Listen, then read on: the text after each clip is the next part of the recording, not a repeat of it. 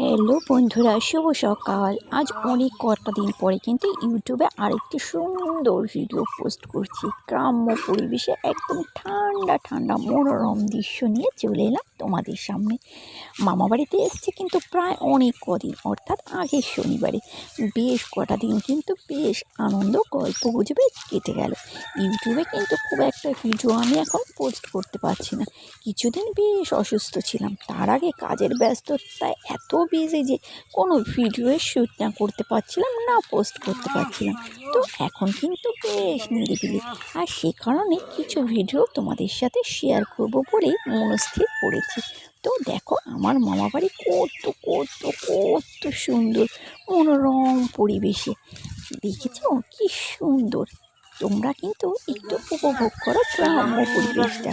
রাজ্য ছিল, হ্যাঁ, তখনের গাছ।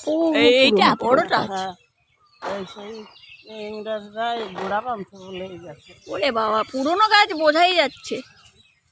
বাপরে,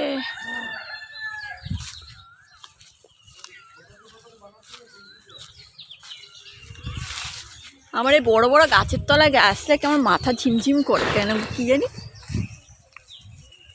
আমার আগের জন্মের কিছু একটা স্মৃতি আছে। এই বড় বিশাল বড় গাছের তলায় গেলে আমার মাথা কেমন জানি ঝিমঝিম করতে লাগে। জানি না, আগের জন্মের মনে কিছু একটা আছে আমার।